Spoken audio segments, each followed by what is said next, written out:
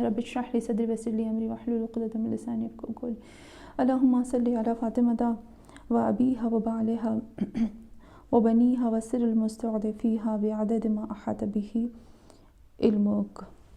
अल्लाहुम्मा सल्लि अला मुहम्मद व आले मुहम्मद व अज्जिल फ़रजहुम अजमईन। अम्मा बाद फ़क़द क़ाल अल्लाहु तबारक व तआला फ़ी क़ुरान मजीद ततनज़्ज़लुल मलाइकतु वर्रूह फ़ीहा बिइज़्नि रब्बिहिम मिन कुल्लि अम्र सलामुन हिय हत्ता मत्लइल फ़ज्र। अस्सलामु अलैकुम व रहमतुल्लाहि व बरकातुहू। अल्हम्दुलिल्लाह हम सूरह क़द्र को कर रहे हैं और सूरह क़द्र में हम पहुँचे हैं आयत नंबर 4 पे।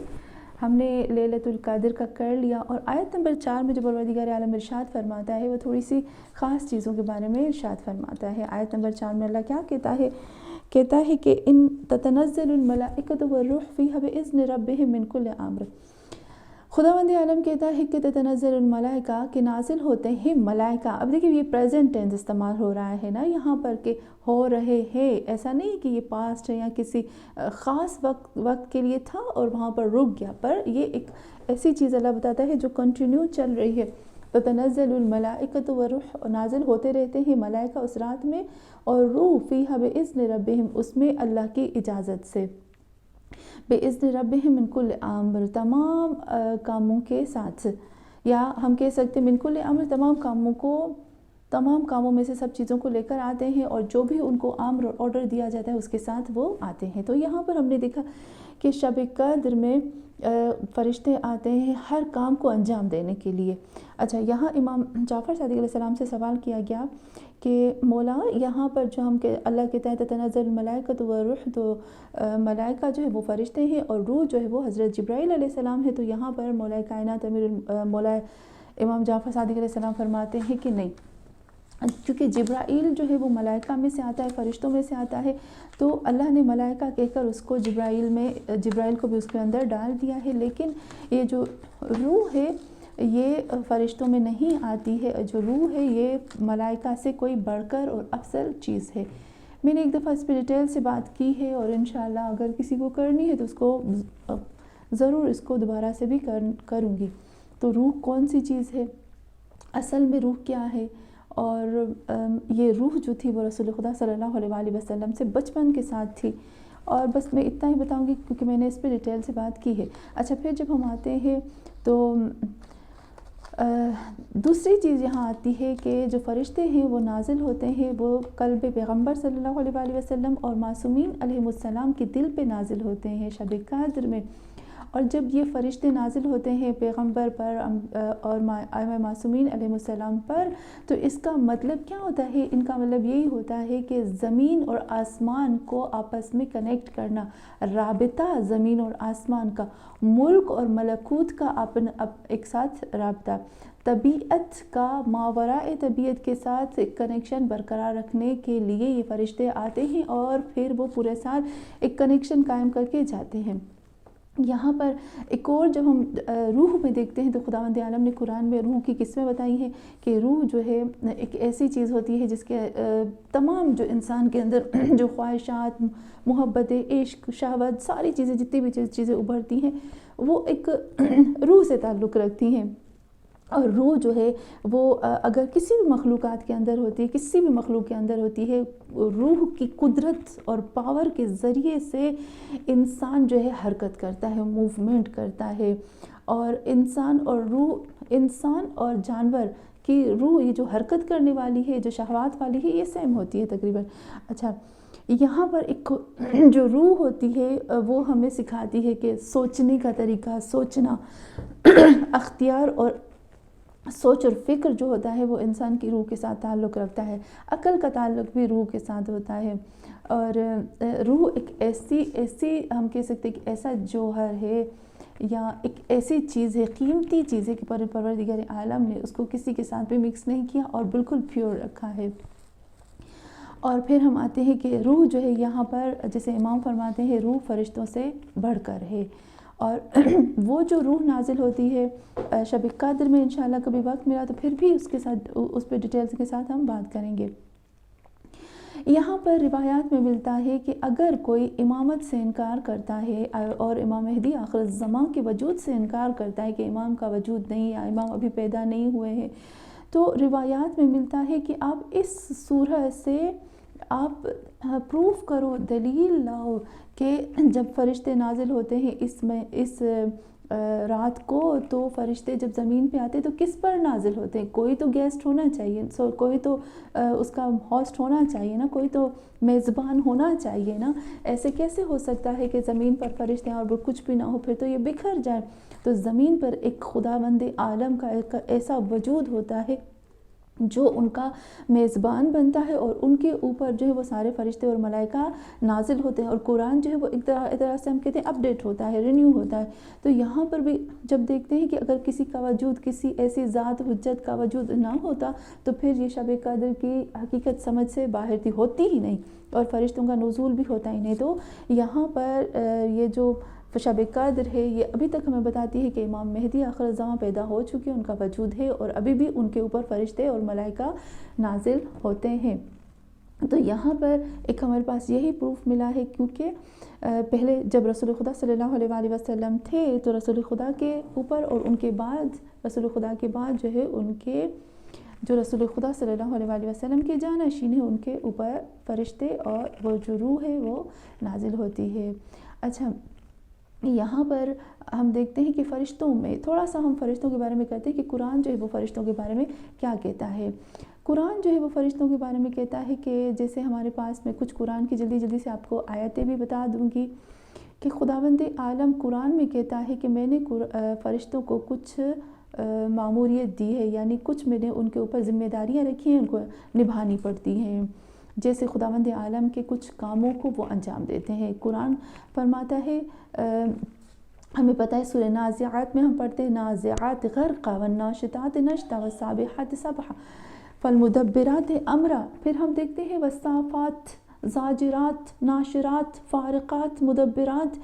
یہ نازعات، صافات، زاجرات، ناشرات، فارقات، مدبرات، یہ اللہ کا کام ہے، یہ وہ فرشتے ہیں جو اللہ کے کام کرتے ہیں۔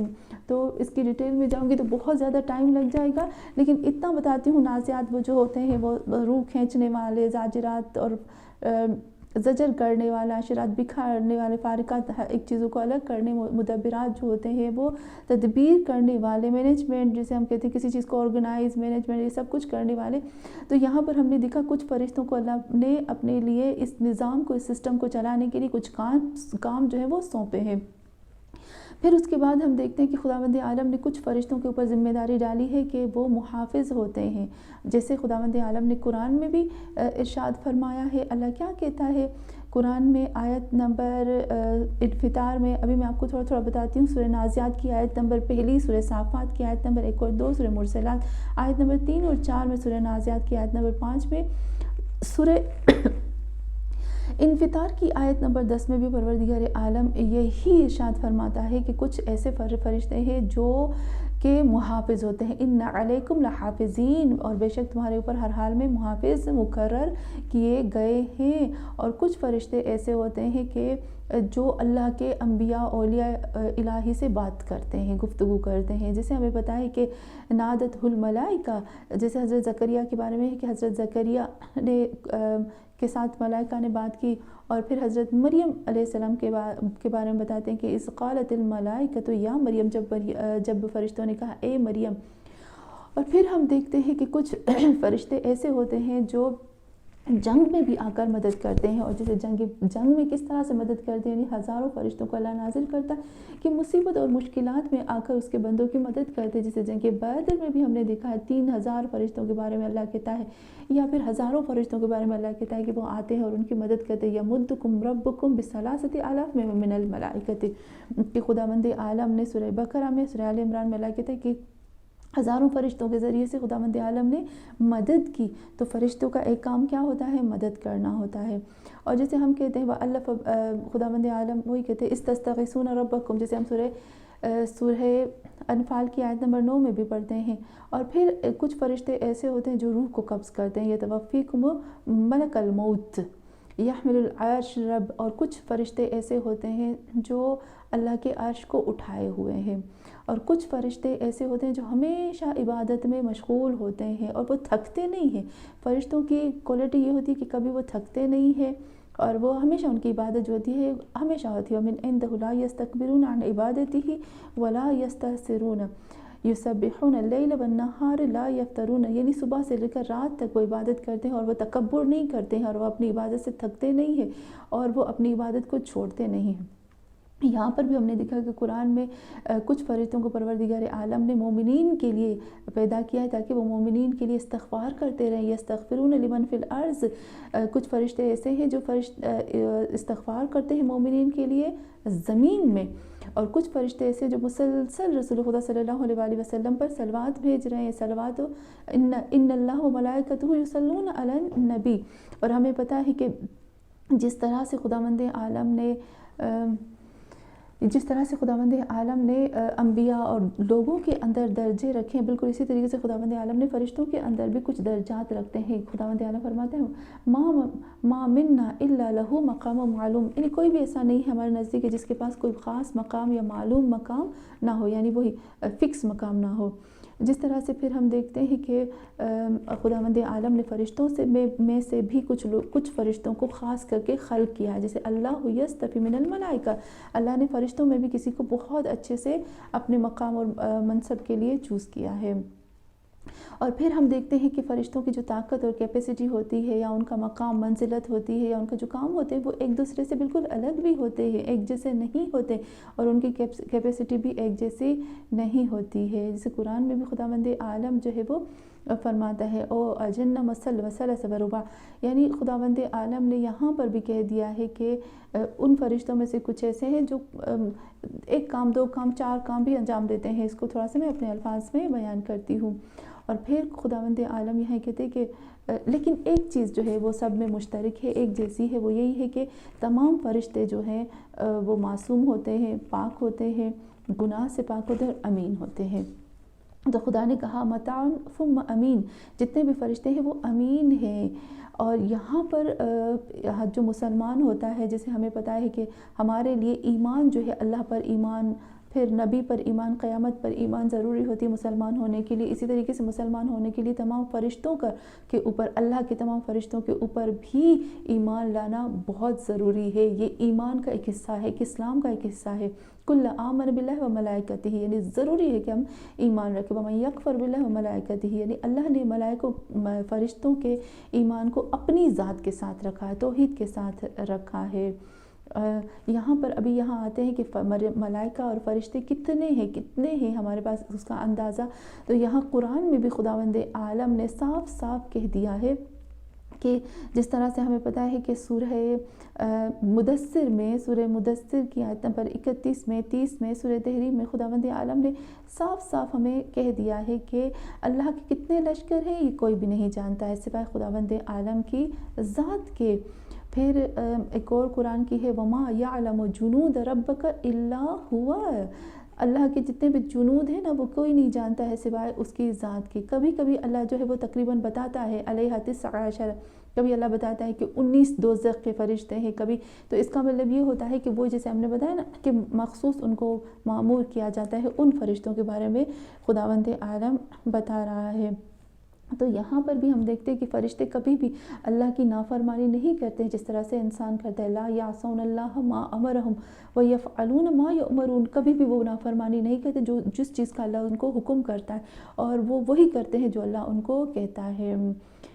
اور وہ خداوند عالم کے بات سے آگے نہیں بڑھتے، وہی اپنی بات اپنی ذات کو نہیں دیکھتے اور اپنی بات کو نہیں چلاتے ہیں. لا یسبقونہ بالقول وہم بامرہ یعملون، کہ وہ کبھی بھی آگے نہیں بڑھتے ہیں اللہ اور اس کے رسول کی بات سے. جو بھی اللہ ان سے کہتا ہے وہی کام کو انجام دیتے ہیں ٹو دا پوائنٹ. یہی بات اللہ کو بہت پسند ہے. اور ایک اور چیز ہے یخافون ربہم من فوقہم ویفعلون ما یؤمرون، فرشتوں کے اندر ایک ایسا تقویٰ ہوتا ہے کہ وہ ہمیشہ خدا سے خوف رکھتے ہیں. یخافون ربہم من فوق یفعلون ما یأمرون، ہمیشہ خوف رکھتے ہیں اور ہمیشہ سمجھتے ہیں وہی ہر کام کے اوپر ان کے اوپر خدا ہوتا ہے. یہاں رسول خدا صلی اللہ علیہ وآلہ وسلم فرماتے ہیں ان اللہ عز وجل خلق الملائکہ من نور، و خداوند عالم نے تمام ملائکہ کو نور سے خلق کیا. اور پھر یہاں پر بھی ہم کہتے ہیں کہ فرشتوں کے بارے میں ہم نہیں بتا سکتے کہ کتنے ہیں.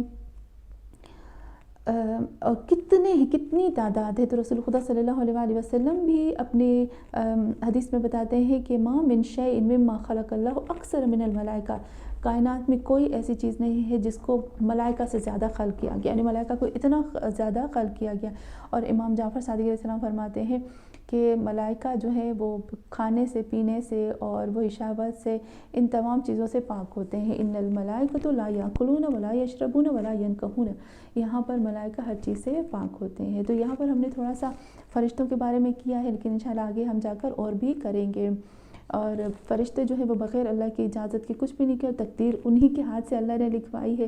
تو خداوند عالم سے دعا کرتے ہیں. اور آج یوم القدس بھی ہے، مظلومیت کا دن ہے، ہم سب منائیں گے. اور ہم سب کی ذمہ داری بنتی ہے کہ ہم جو ہے قرآن کی جیسے آیت بھی ہے سورہ ہود میں پروردگار عالم نے کہا ہے کہ ظالموں کے اوپر کوئی بھی بھروسہ نہ کرو، لا ترکنو، تم لوگ اس کو اپنا رکن نہ بناؤ. ظالموں کو خداوند عالم سخت نفرت کرتا ہے، ظالموں سے منع کرتا ہے. قرآن کی بہت زیادہ آیتیں کاش ہم کر سکتے کہ کیسے خداوند عالم کہتا ہے کہ جو لوگ ظلم کرتے ہیں ان سے تم دور ہٹ جاؤ. انشاءاللہ کہ ہم یوم القدس کا پروگرام بھی کریں گے، اور پھر ہم سب جو ہے وہ مظلوم کا ساتھ دے کر اللہ کے سامنے بھلے تھوڑا ہی صحیح پر اپنا نام ضرور لکھوائیں گے. وصلی اللہ علی محمد وعلی آلہ الطیبین الطاہرین.